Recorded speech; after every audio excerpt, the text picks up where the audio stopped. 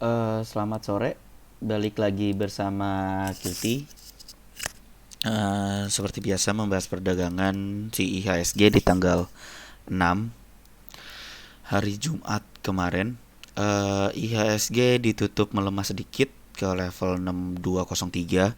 Secara keseluruhan setelah dia break eh, area sideways 6133, kemungkinan tren sampai saat ini masih cenderung bullish. Jadi dia ini bisa dibilang tes retracement 78 atau juga level resisten atau struktur di tanggal 29 Maret kemarin. Kalaupun emang dia koreksi, support terdekat itu ada di area neckline 6133 dan juga ada gap kecil. Tapi overall masih cenderung uptrend si pasar IHSG ini. Kita lanjut ke pembahasan per saham. Pertama kita punya ABA. ABA masih cenderung sideways, belum ada tanda-tanda rebound. Kedua ada Akset. Akset kayaknya masih boleh di hold selama 246 tidak tertembus. Agro kita breakdown time frame lebih kecil, kan kita tunggu dia break ke atas 2660. Ya, dia sempat break di tanggal 5 kemarin, terusnya koreksi di hari Jumat. Kayaknya masih boleh di hold selama 2520 tidak tertembus bagi yang tanggal 5 apa tanggal 6 kemarin yang beli. Lanjut Amar. Amar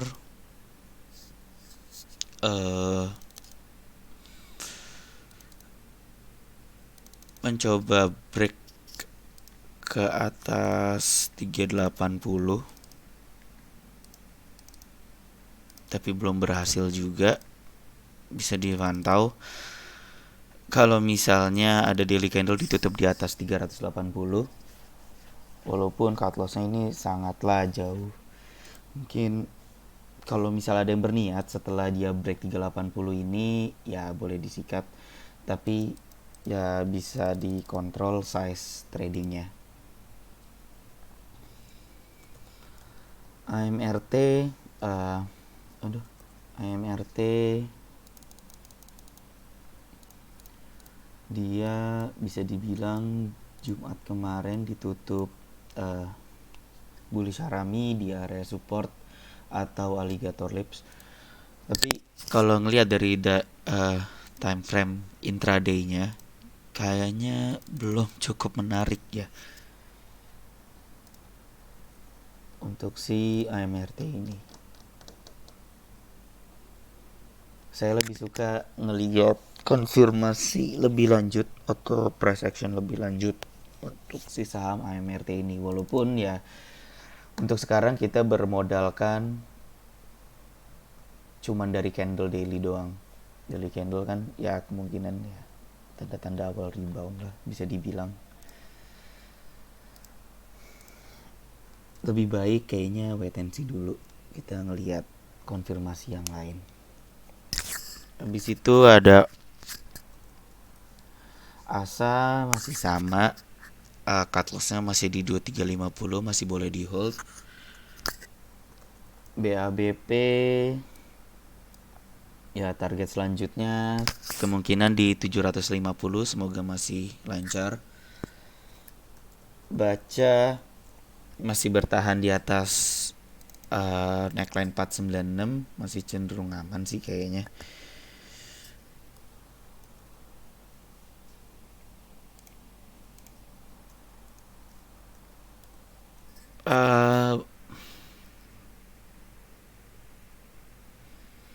Koreksi hari Kamis hari Jumat kemarin. Walaupun hari Jumat dia posting yang namanya ya doji candle, tapi kayaknya candlenya nggak penting, bisa jadi acuan.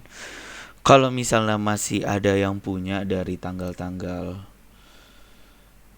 16 bulan 7 kemarin dan lain sebagainya, kayaknya masih boleh di hold selama 2470 ini nggak tembus, yaitu merupakan low dari engulfing candle tanggal 21 Juli kemarin. Itu aja acuannya dulu. Terus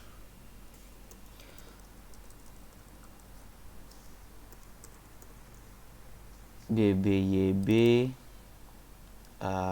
posting doji candle Jumat kemarin.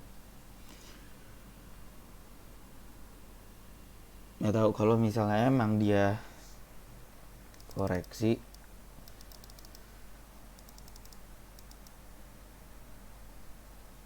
kemungkinan besar, bukan kemungkinan besar ya, kemungkinan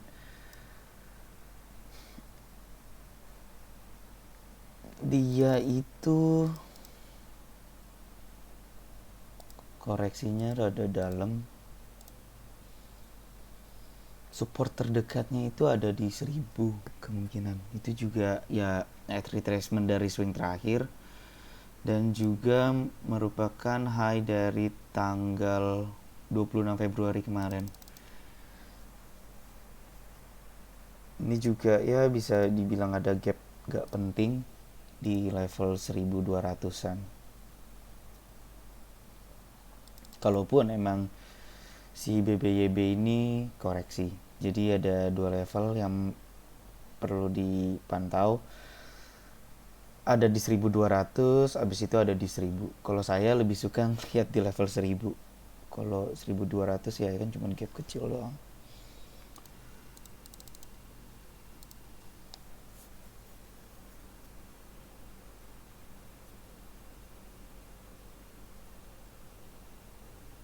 Habis itu ada Bex kayaknya masih aman selama 90 nggak tertembus, nggak ada yang perlu dibahas lagi. Bevin dia break 1150 extension 161 dari swing ini. Ya kalau misalnya lancar kemungkinan target berikutnya ada di 1380-an. BGTG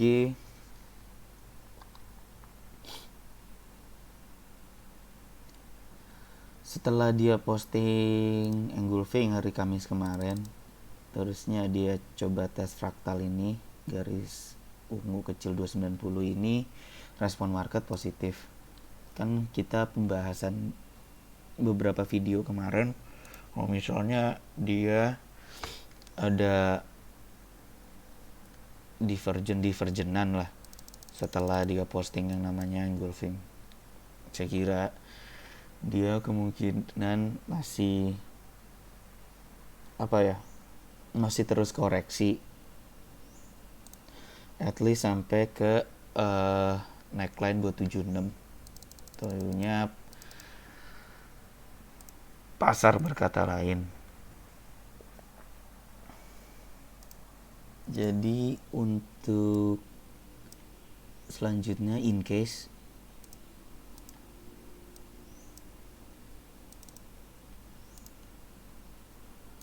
si BGTG ini kan dia emang lagi tes 318, ya bukan 318 sih, 320-an lah area situ. Terusnya yang menariknya itu kalau misalnya dia emang pullback ke 298 at least, terusnya lanjut break ke atas neckline 318. Nah itu mungkin bisa menjadi pilihan lagi untuk si BGTG yang kemarin sempat taking profit. Nah ini untuk open posisi baru, tapi ya gitu, dia at least pullback ke 298 sebelum dia lanjutin up move dan break neckline 318. Itu untuk case pertama. Atau setelah dia tes 318 ini tapi respon market masih negatif, kemungkinan support terdekatnya itu ada di neckline 276. Jadi ada dua case.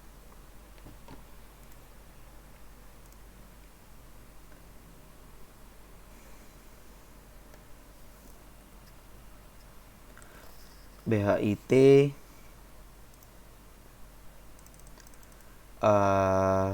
tes target yang kedua.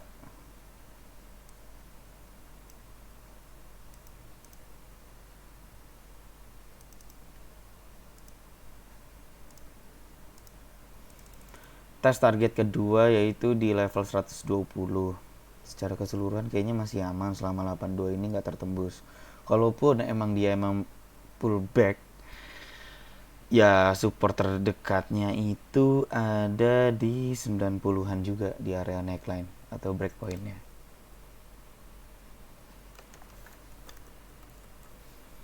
BKSW dia di tanggal berapa ini? Di tanggal 3 kemarin dia break neckline 238, terusnya dia nyampe ke extension 127. Kayaknya masih cenderung aman sih intinya kalau misalnya untuk si BKSW ini. Tapi kalau misalnya ada yang pengen buka posisi baru ya jangan di harga sekarang gitu loh. Saya tadi cuma bilang kalau setelah dia break neckline 238 ini kemungkinan masih bisa lanjut.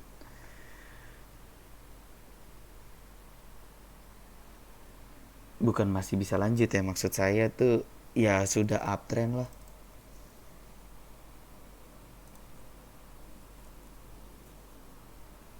Kalau ya intinya rancu lah kalau misalnya pengen HK di harga-harga sekarang.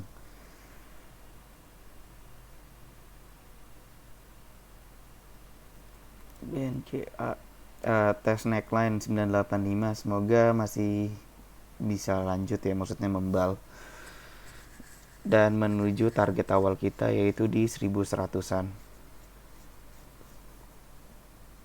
Bola kayaknya belum ada yang menarik. Breeze balik lagi ke atas si aligatornya. Secara keseluruhan sih kayaknya masih aman. Selama 2290 ini gak tertembus. Dengan target selanjutnya di 3070. BRPT tes resistance 1120. Kalau misalnya emang bisa lanjut, kemungkinan resistance selanjutnya ada di 1225.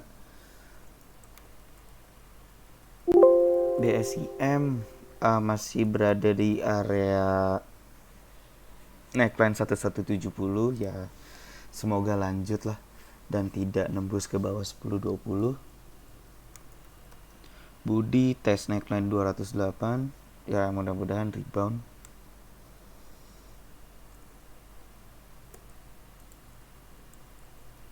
BVIC 3 hari yang lalu break neckline 189, kemungkinan target berikutnya ada di 238. Kalau misal 238 tertembus, kemungkinan ada di 320. Secara keseluruhan sudah uptrend semenjak dia break neckline 189.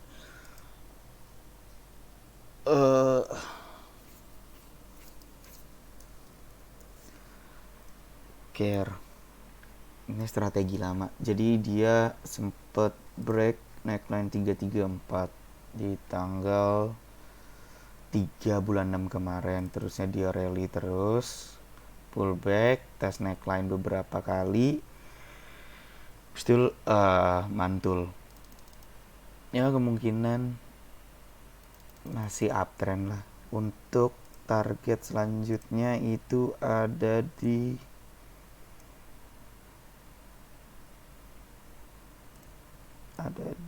sini di 418 420. Semoga masih lancar. Rada lama sih main si Care ini. Semenjak dia break neckline kan udah 2 bulanan aja sampai sekarang. Geraknya nggak begitu bagus.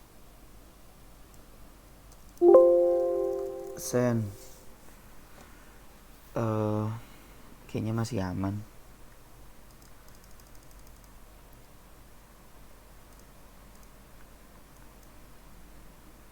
Batas cut loss kita kan sebenarnya masih di 266.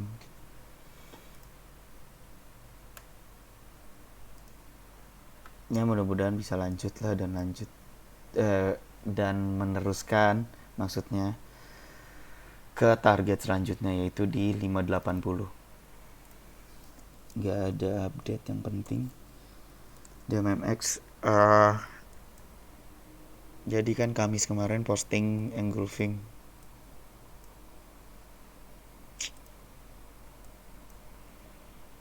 Ya mudah-mudahan dia masih bisa break high lah.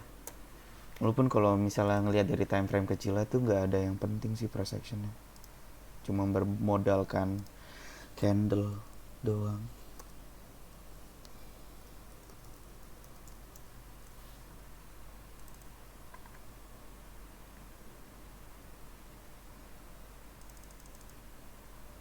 Si dinar juga kayaknya nggak ada yang begitu bagus sih untuk jadi acuan entry-nya.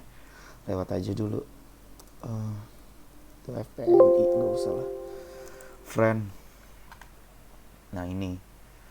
Jadi pembahasan kemarin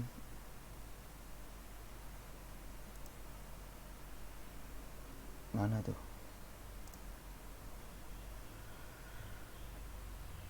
Ada divergen di tanggal 3 kemarin, terusnya emang respon market setelah ada divergen itu positif. Negatif. Saya kira kan awalnya dia tuh koreksi terus at least ke area neckline 127. Taunya enggak. Si pasar pengennya rebound cepet-cepet. Nah ini saya juga udah plotting. Bisa dipantau lah. Kalau misalnya ada candle 15 menit break ke atas 157. Kalau misalnya emang break ke atas 157 bisa pasang cut loss di bawah 149.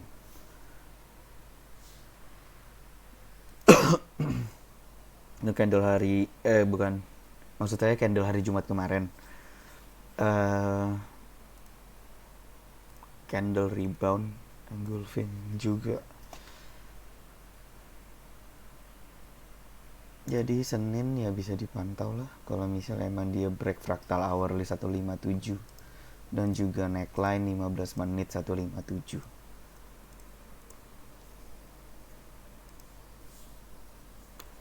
INPC lewat PCC ISSP.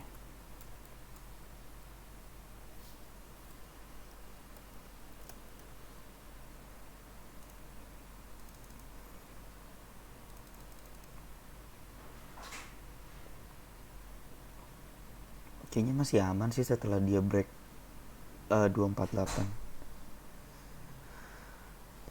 Tapi kalau untuk hajar di harga-harga sekarang kayaknya ya serem juga gitu. Kalau mau entry yang baru kita tunggu konfirmasi yang lain.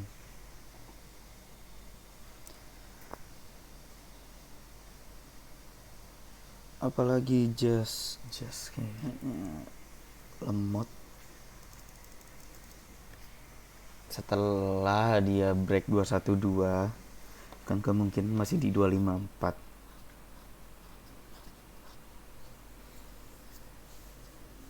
Ya belum ada inilah intinya. Belum ada updatean yang penting. Juga kayaknya sih gak begitu bagus bentuk chartnya ya. Ya mudah-mudahan aja dia sempet maksudnya dia cepat ke 254 lah target selanjutnya. Keren. Lewat laba, lewat mari, belum berhasil break fraktal. Mesin juga tes extension 127. Time frame lebih kecilnya juga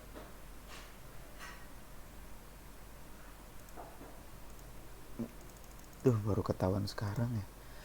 Jadi neckline-nya itu ada di sekitaran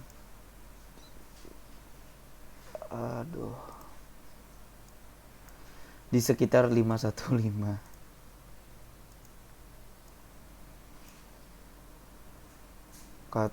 Batas cut loss di 422. Kalau misalnya sudah ada yang punya, kayaknya ya bisa update trailing stop atau trailing profit ke 422. TDL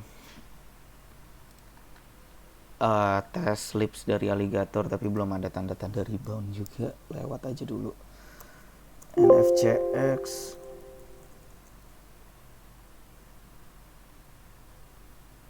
break fractal lagi, all time high, semoga masih bisa lanjut.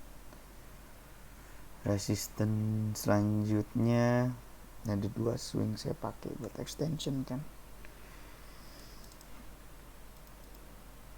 pakai yang ini aja, pakai 361.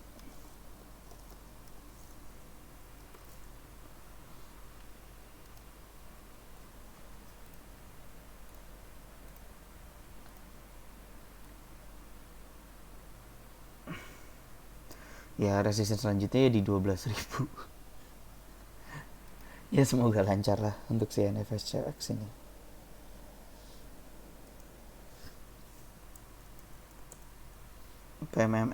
PMMP piercing candle ya cukup menarik lah untuk awal rebound, tapi kalau ngeliat time frame lebih kecilnya atau intraday-nya belum ada yang menarik, baru candle.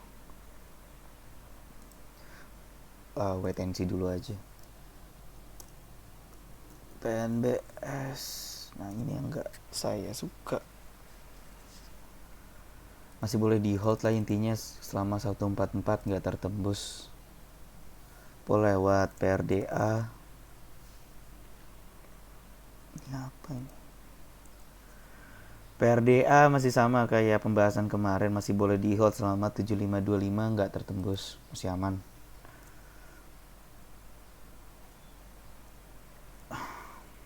PTSM pas opening Jumat kemarin dia break neckline 298, terusnya menargetkan at least ke 340, nyampe sih. Ini hanya 338, terusnya setelah nyampe 338 dibantai terus. Nah ini ngerinya 284 ini atau batas cut loss-nya jebol. Rada ngeri sih trading PTSN ini, banyak apa ya, pin bar jarum gak jelas. Lanjut deh, Sido kayaknya nggak menarik. SSIA masih sama kayak strategi kemarin, cut loss di 490. Telkom mendekati resisten 342, kalau misalnya emang dia masih terus koreksi, support terdekatnya ada di 3270. Dimas lewat Wood. Kamis kemarin kan sempat dibahas menarik kalau misalnya 820 tertembus. Ya hari Jumat kemarin emang tembus. Ini masalahnya saya nggak suka setupnya. Ya kalau misalnya masih ada yang berniat untuk hold-holdan, ya cut loss-nya ada di 745. Yellow engulfing candle break fractal. Untuk target berikutnya nggak ada yang tahu, soalnya juga barang all time high.